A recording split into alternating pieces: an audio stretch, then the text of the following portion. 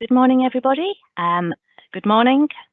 Hope everybody's well. And welcome to today's Academy's Finance Professionals Power Hour.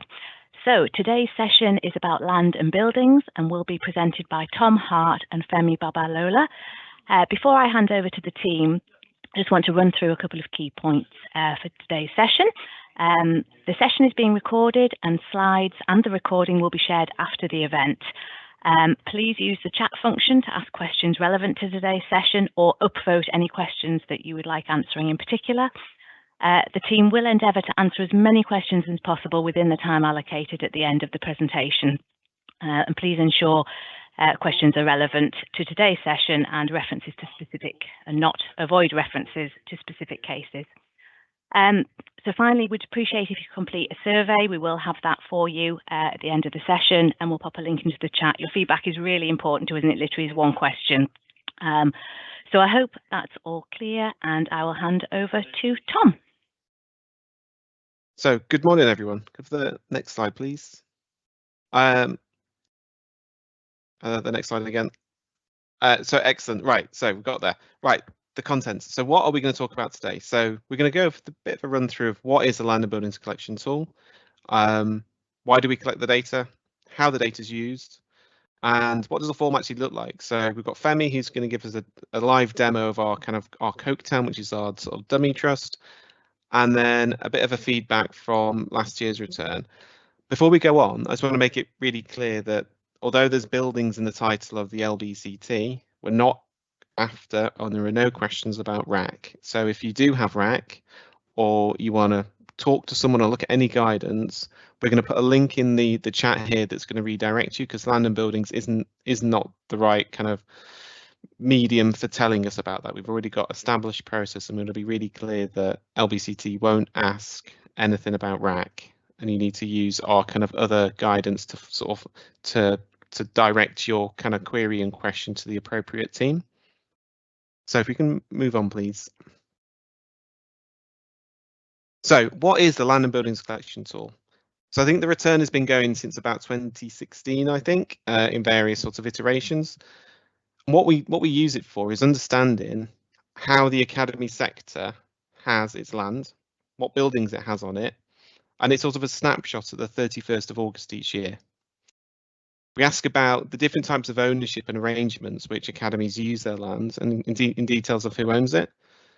And in terms of in the return, there's sort of numerous types. So you've got freehold, leasehold, tenancy at will, license, church-owned land, church leases, and development agreements. So it's trying to understand how you have the land and how you've got it, because sometimes it's an arrangement with, say, a local business or something like that that's not really written down. It could be a really formal leasehold arrangement with a local authority, and it's just about understanding that.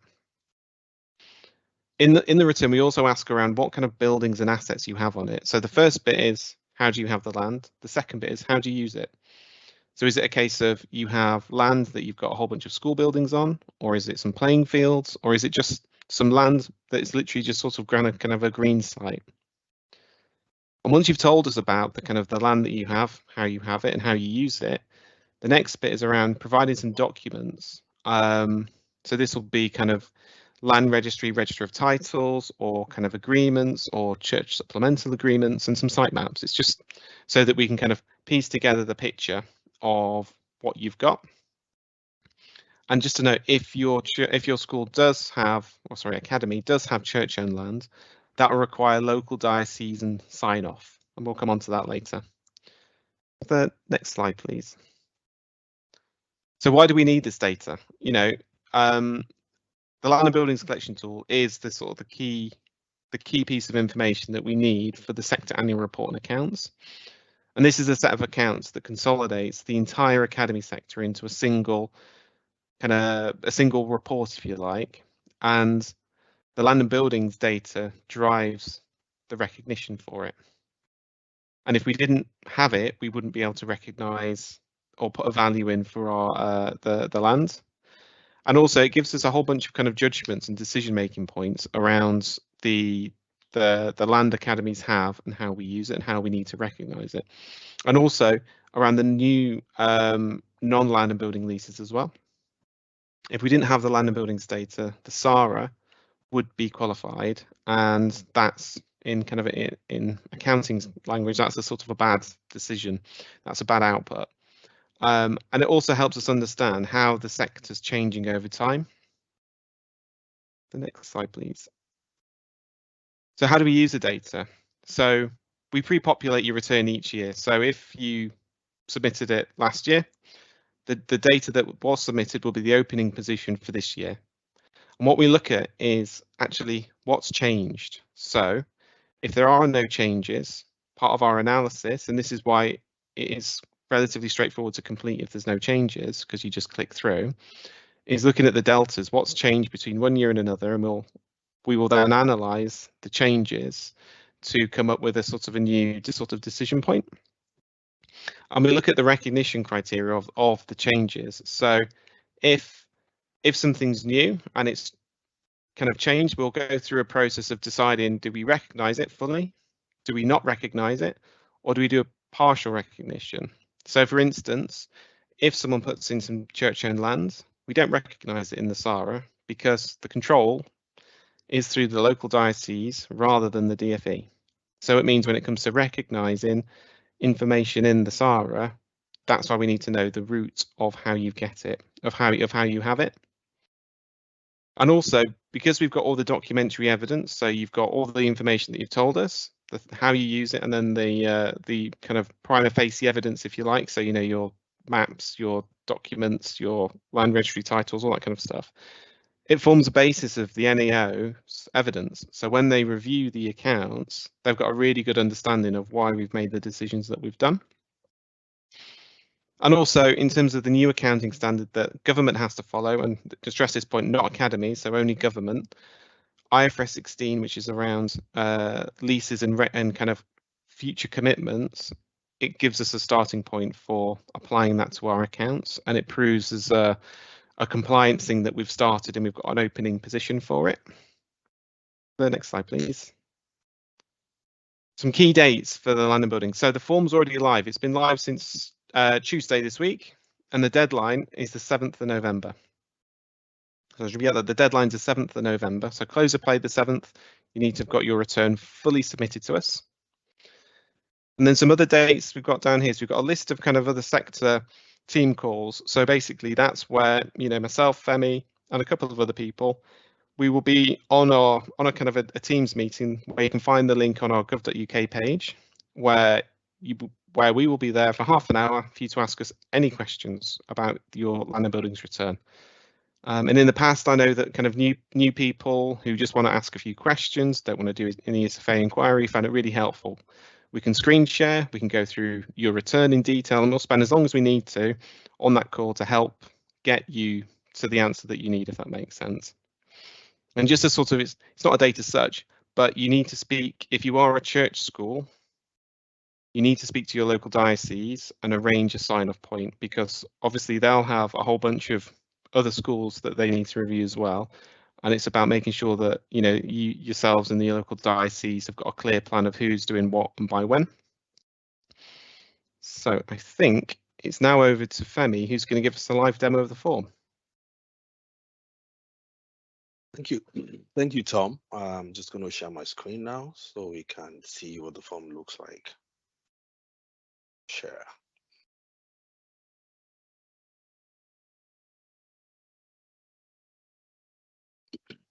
Please confirm if you can see my my shared screen.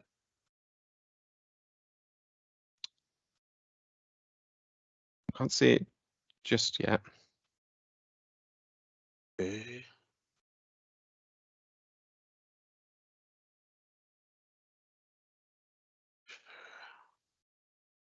Okay, right.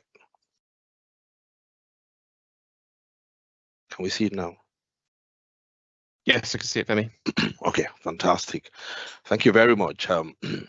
So basically, after you log in as a user using your IDAMS credentials, you land on your dashboard page. So this is the dashboard page for our test academy trust, the Coketown Academy. To the right side of the screen, you've got the links to the guidance, the inquiry form, and how to contact us. You can click on any one of these links to reach the guidance page, and then raise your inquiries and contact us as you may deem fit. And of course, the download your return button is also there for you to download your last year's return. We encourage users to click on this link first so that they can download the data that was previously entered, because once you start making changes to the form, the data is overridden by the current changes you've made. Right. So the first part of the whole process is to enter your contact information. This is the contact information for the person completing the form. We require this so that we know who to contact if the need arises. And of course, the diocese, part of the dashboard that is shown here, when you first log into your form, you will not see the diocese details here. We're only showing this here for demonstration purpose. You will only see this on your dashboard if you have church-owned land and if you've added the diocese checker details. So I'm going to try and add the details here for the contact user. Just say John, just say Smith here, and then contact number, whatever that is, and then email address, just as an example, save and continue. And then you can also edit that or delete that as the need arises. So the next part is I'm going to go to the second part of the second section of the dashboard now. That's where you confirm your trust leases and centrally held assets. Now here we're talking about the leased assets that are not land and buildings, and also the centrally held assets. So as a user, I'll click on this link. That takes me to the leased assets section and the centrally held asset section. Now, bear with me, this is completed because we put some data there already, but in the real life scenario, you will see this as not started and would only show completed when you've added all your data. So I'm going to click on the leased assets now. Right. Now, this is information page that tells you about the kind of, question we'll be asking you. And just to reiterate that this is leased assets that's not land and building. So it could be any other thing but land and building. So I'm going to click on the next and continue. Hope you work. Nice. So here we ask you to tell us about any assets that you have leased, or to confirm to us if you have leased any assets that are not land and buildings.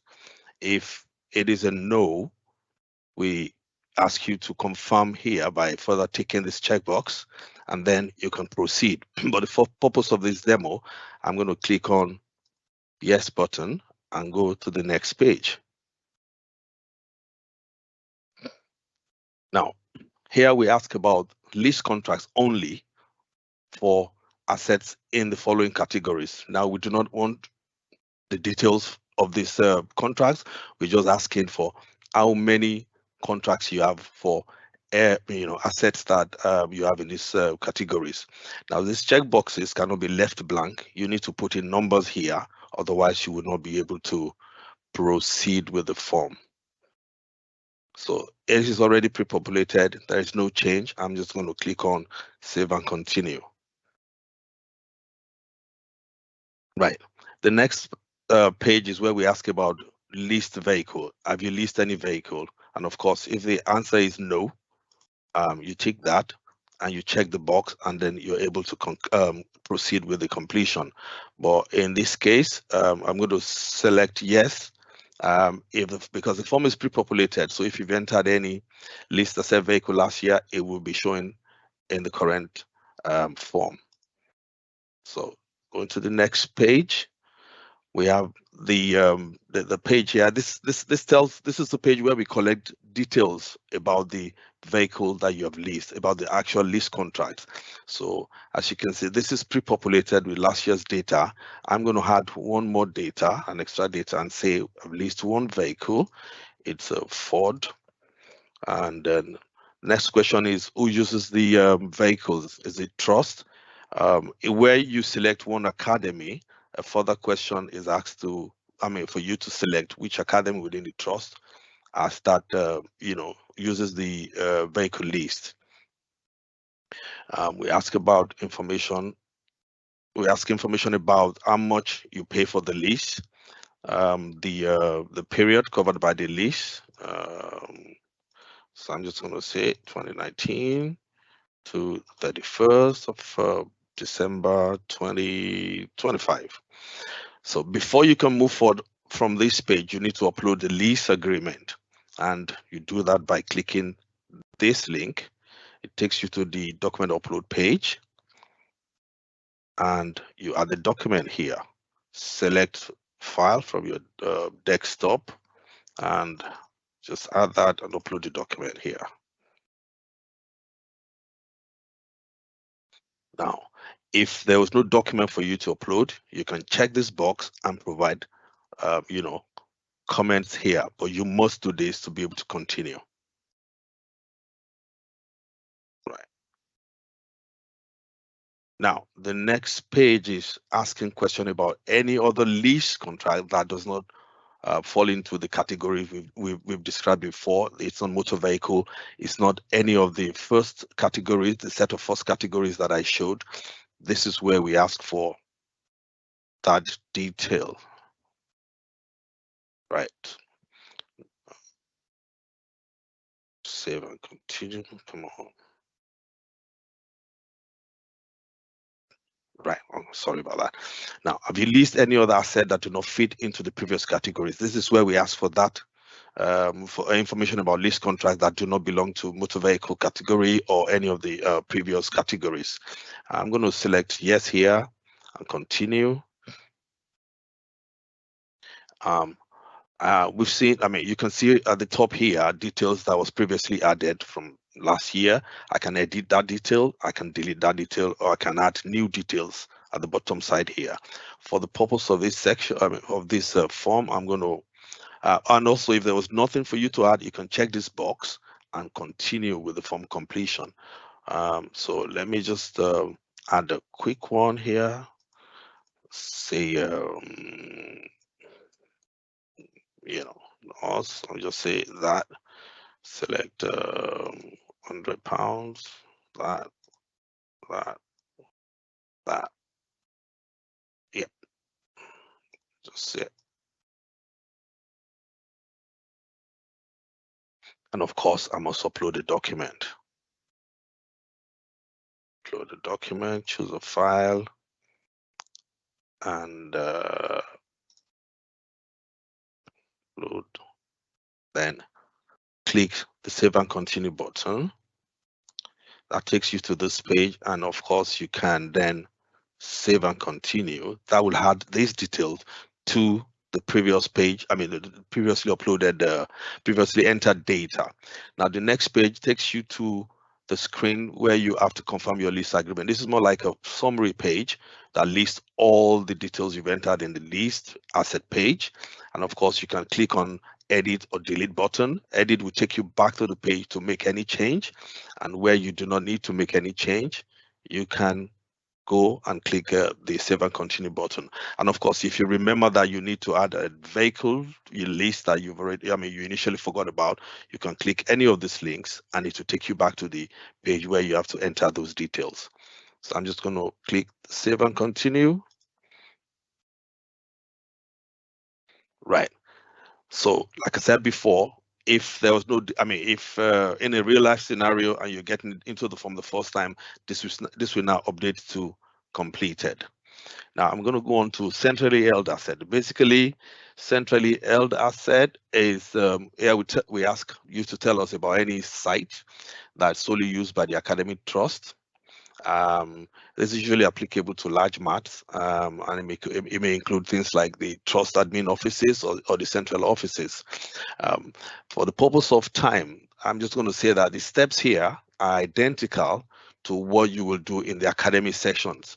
And so I'm going to you'll be required to enter your occupancy type, the location of the site, and add the documents and all the other information. But for the purpose of time, I'm going to go to the next page, which is the academy section, and complete that. But bear in mind that what I will do in the academy section is the same thing that you're going to have to do in the centrally held asset section. And once that is done, this will update to not started. I can quickly check that and say it's a no for the purpose of completion, and click save and continue. That's completed. Review and complete. That takes me to the information page where I need to check the declaration statement and save and continue. On this page, I can download any of the reports in PDF format to show me the data that I've entered before, and I can save that on my desktop. Now, save and continue takes me to the return submission page. Now, this is related to the trust link and not the old form. I'll still have to go through that same process for the rest of the academy section and the rest of the form. So save and continue. As you can see here, section 2 is now updated to return ready to submit to DFE. Now, I will proceed by clicking on any of the links in the academy sections. Now, what you will see here will depend on how many academies are in your trust. So if it's a SAT, you will only see one academy, and being a MAT, of course, you'll see several academies, but you must go through each one of them and complete the process in order to be able to submit this form. So for the purpose of this demo and for time, I will click on Coketown Boys School. Now this takes me to the index page for the Coketown Boys School, and I will run through the requirements, the sections here. Confirm academy details. These details are pre-populated here, and of course, if you have any concerns about them, you can let us know. But we try to review that every year to make sure that it's correct. I'm required to go through each of these boxes, check the boxes, answer them to the best of your ability, and click save and continue. Now that part of the form is completed. So I need to progress to the second part, which is the main part, which is the occupancy part of it. Now, this is already pre-published with school site. So I'm going to click on this school site, review the information that's there, and if there's need for me to make any change, I will make the change. Now, assume there's no need for any change. I click save and continue. Review all the other data. And now this box is not populated. Now, if I click on save and continue, it will throw up an error here, and I must go back and check that. So I click the landlord name, click save and continue. That takes me to document upload page. Like I said before, if you do not have a document, you have to check this box to be able to continue.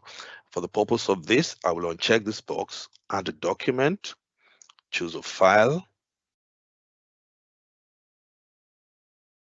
and I must allocate this document to one of the types. And now, depending on the occupancy types you selected in the form, you will be presented with 1 or 2 or 3 options. But now, for the purpose of this particular freehold, I must select, I must add a site map. You can see that's populated. And then I must also add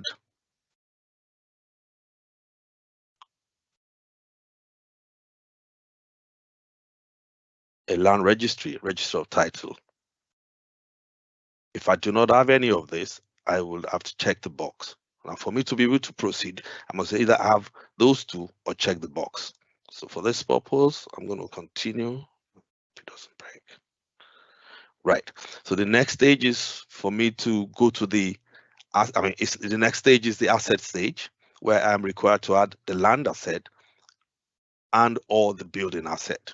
Now, if it's the land only that you own, you create the land. If it's on the building, you enter the building, but you must, as a rule, enter the land asset or tell us why you don't have a land asset. So I'm going to add a land asset and call it land. Select this option and select the land option here. It's permanent. Click in save and continue.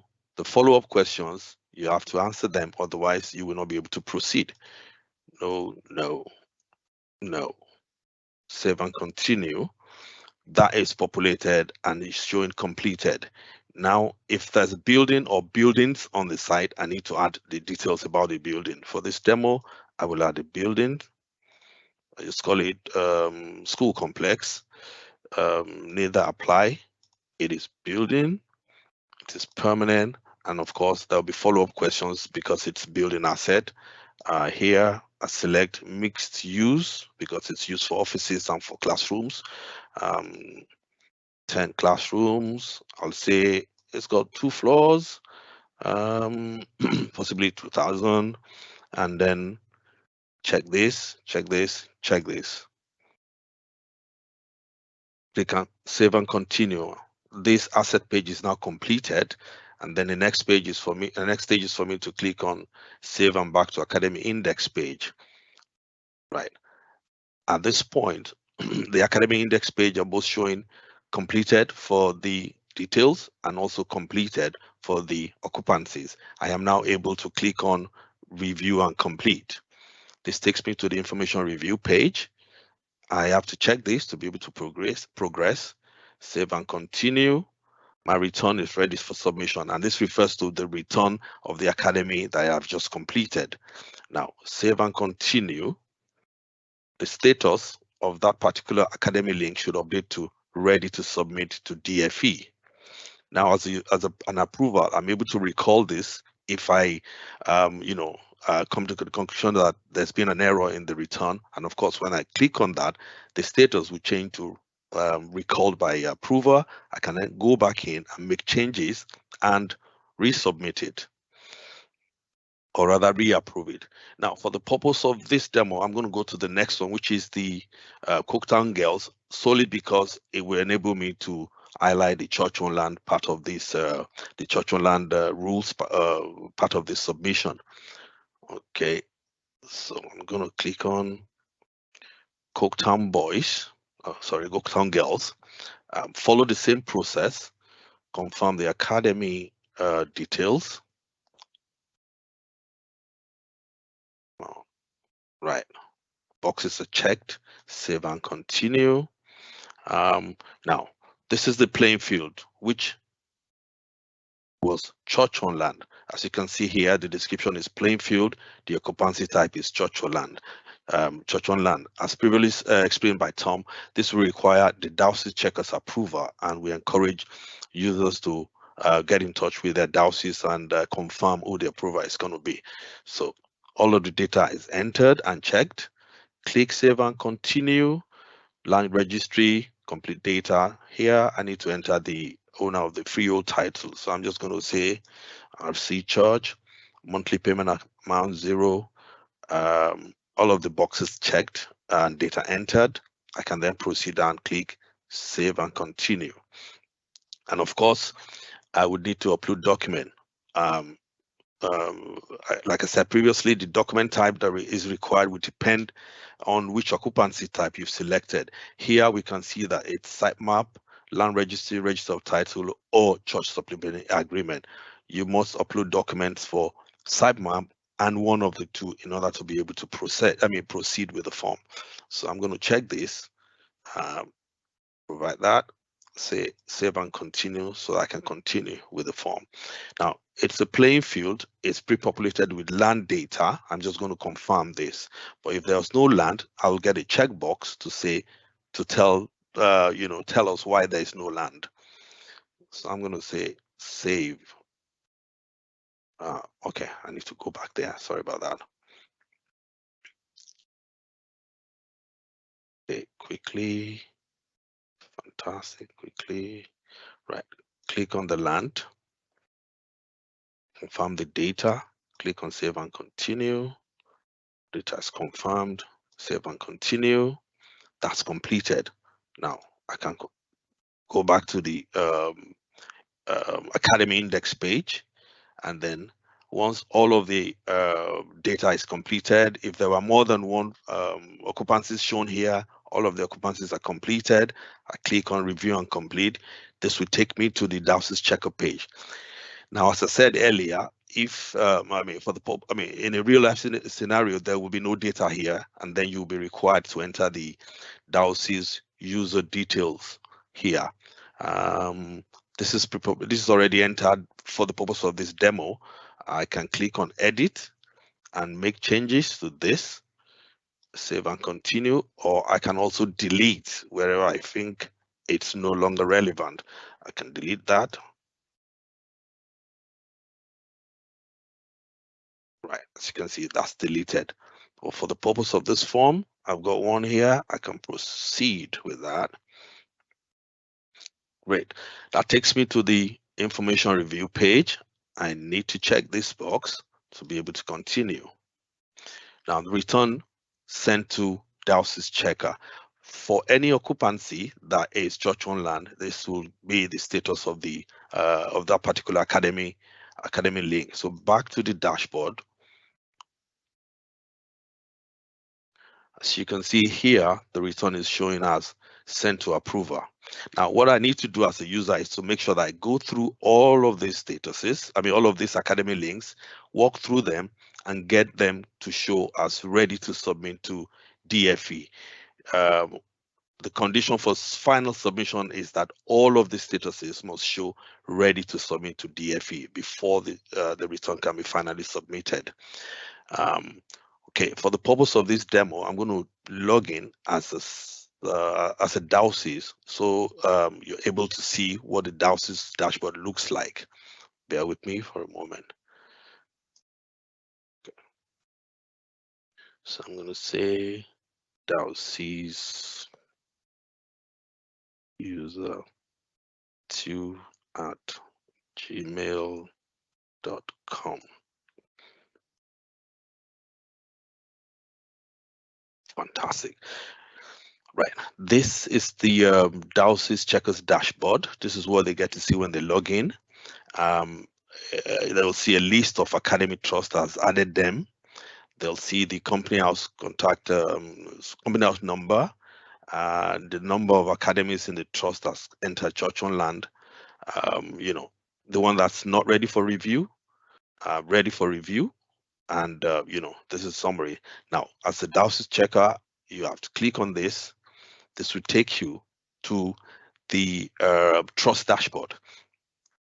You see the trust dashboard, but in actual fact, you're only able to click the link to the academy that's already added you. As you can see from here, all of these are not clickable. The only one that's clickable is Coketown Girls, which is the one that's already added you as a Dowsys checker. So I'll click on that link. You get to the information review page. If there were documents uploaded, you will see the documents listed here. And as a Dowsys checker, you're expected to review those documents and confirm that the data or the information therein is correct. And once confirmed, you can accept that and click save and continue. But if you choose to reject this, you have to provide a reason why you have rejected this, this information, and save and continue. And once you do that, the status will change to rejected by Dowsys. And the approver will get an email, of course, to notify them that the form has been rejected by Dowsys, for them to go back into the form and make the necessary correction. For the purpose of this demo, I'm going to pick on accept and say save and continue. And of course, it says application complete for this particular academy. Back to dashboard, you can see that Coketown Girls School is showing as ready to submit. Now, this is the Dowsys checkers dashboard view. In order to proceed, I have to log in as a user, as an approver. So I'm going to go back, click on UPIN 128400. Right. So as you can see, back to the trust dashboard, this is showing us ready to submit. Now, as an approval, of course, I can always recall if there was any error and make the necessary amendment. But please bear in mind that for you to be able to submit the form, all of the statuses must show as ready to submit. And when all the statuses are showing as ready to submit, this form, this button becomes enabled. The submit return to DFE button becomes enabled, and only at this point will you be able to submit the return together in one go. And once you click on that button, the statuses will update to return submitted to DFE. Now at this point, you would no longer be able to make any edits or any amendments to the return. It will become only read only, and you'll have to get in touch with us if you require, if there's anything any error or anything that you discovered with your return, for us to record that for you and pass that on to the review team. That's about it. Let me go back to the last one. Right, bear with me a moment, please. Right. As Thomas said previously, the return went live, the form went live on the 3rd of October. And currently we have, as at this morning refresh, we have about 80 trusts that's already submitted their return, and about 301 trusts already in progress. We encourage users to access the form and walk through the process, get in touch with your analysis checker, and submit the return as soon as possible. Once the return is submitted, please, we've also got a feedback survey link in the final email that you get. Please click on this, provide feedback to us, and let us know about any improvements we can do to the form, or any information about the form, and tell us about your feelings about this form generally. That's the presentation, Tom, and Shaman, over to you. Tom, is there anything you want to add? No, I think just going back to if we can go to the slides, okay. And if we can go to the feedback slide. So Michael, one more slide on. There we go. Excellent. So Femi, do you want to just finish off on? Yes, feedback from last year, we had, about 97% of trusts submitting their returns by deadline, and within 4 weeks, we were able to chase up to get 100% return. 100% return. The respondents to our SMART survey was about 341. We had 87% expressing satisfaction. With the overall experience of using the form. The form's fields were rated very good or good by a very high percentage of users, and we had our pre-go live and weekly sector calls attended by a record 300 attendees. That was the highest we've had so far with all the calls. This suggests that the form is functioning well as we expect it to. Users are finding it easier to complete as the years go by, and the changes, especially the list assessing changes that we introduced last year, was well received. Like I said, we would encourage that the form is completed in time, and for you to click on the Smart Survey link and provide us with feedback that could help us to improve the form. That's it. Next slide, please. Okay, questions, Tom? Lainey, I think you were going to... Yeah, sorry, can I just pop in first? Thank you very much, Tom and Femi, for an excellent presentation. Just before we move on to the Q&A, we just wanted to pause for a moment. My colleagues popped in the evaluation link. If you could possibly please just click on that. It's one question, literally, just to answer. It really helps us know if these events are valuable and if we're hitting the mark. So if you could just please take a quick moment before we move on to questions, that would be really appreciated, just to fill out the evaluation question.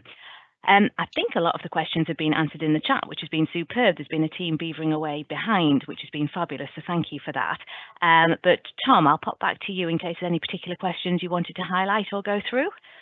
Sure. So I suppose the first question, Femi, is if you've uploaded documents in the past and nothing's changed, do you need to re-upload them this year? Well, if nothing has changed, like I said previously, you do not need to re-upload them. The documents are stored in our SharePoint. They're there for references, and if nothing has changed, the documents upload because the form will be pre-populated with your documents anyway. You can review them, but once you're sure that nothing has changed, no need to re-upload them. Just go through the form and submit the return to us. Thank you. And I think, I'm looking through the rest of the chat, I don't think we've got any new questions. There was one question: how do we access the Teams calls, the sector calls for me? If you go onto our web page, we've shared the link to the sector call, and we've shared the timetable, the timing and the dates of the calls, and of course the link to the calls. You can go to our web page, click on this link, and of course it will take you to the call session on the date and time specified. What we'll do is I'll put in a link to the LBCT webpage now. Yeah. So I've just put that into the chat. Thank you. I think it's gone in twice. But on there, you can look through and you just basically, there's one link that is a recurring invite in our calendars, and when it gets to that time and date, we'll log in, and then you can ask us any questions about your return. I think we are probably about done. So back to you, Lainey. Super, thank you very much. So as mentioned at the beginning, we wanted to give you a quick update on RAC. So I will now hand over to Chris Neal and Bryn Logan Meredith. So over to you, Chris. Thank you. Hi, I'm Chris Neal. I'm part of the team that DfE has put in place to respond to the issue of RAC in education settings. So today it's just a very high level overview, and I think there is a link already in the chat to the external guidance that's available as well. So for RAC on capital funding requests, what we've done is we've put in place a process to consider these and approve them as quickly as possible. We've streamlined it as much as we can, though noting that there is still a level of detail required to give us the assurance that the mitigations being proposed and the associated costs remain reasonable. So I'm not going to run through the whole process here, as I think I'm right in saying there's going to be some separate RAC specific forums for that kind of thing. But we just thought it'd be useful to give you a bit of a high level summary of some of the key parts. So the first and possibly most important bit is where there are cases of confirmed RAC, a DfE caseworker would be assigned within 48 hours. It's that caseworker that's the lead point of contact to support a school or education setting through the process, including looking at different aspects that might be self-delivered by the responsible body, which we'd fund through a grant, or those that make more sense for us to deliver centrally through existing DfE contracts and frameworks. Were there any questions or concerns about types of mitigation or the funding stream that it needs to be covered through, we also have a support function in place to help our caseworkers. They can feed those questions in.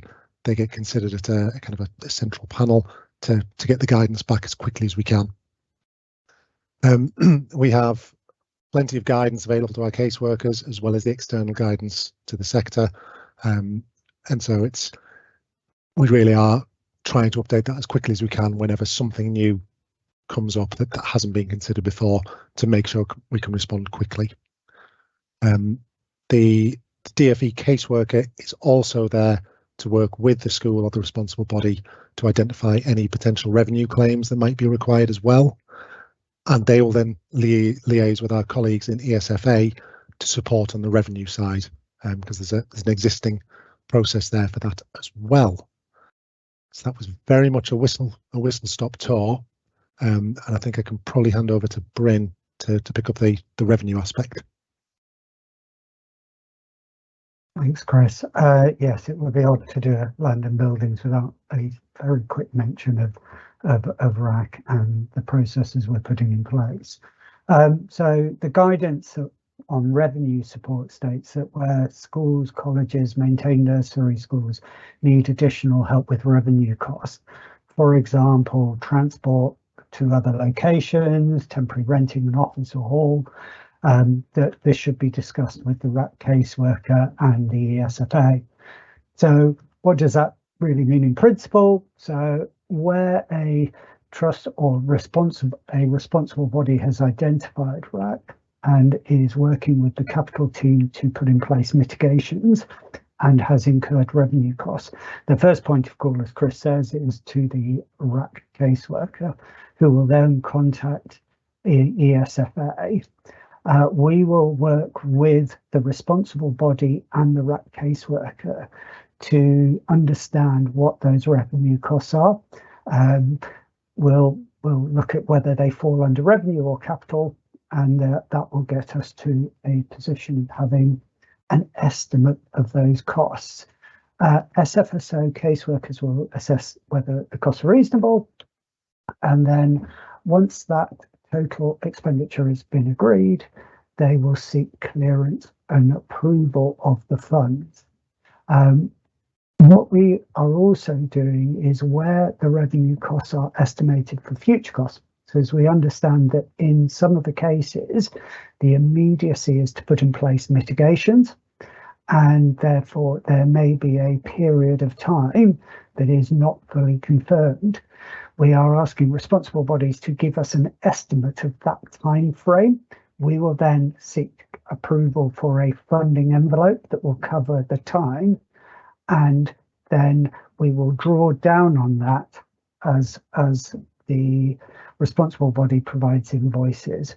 And so that's designed to give some assurance to responsible bodies that we have approved the funding going forward as well.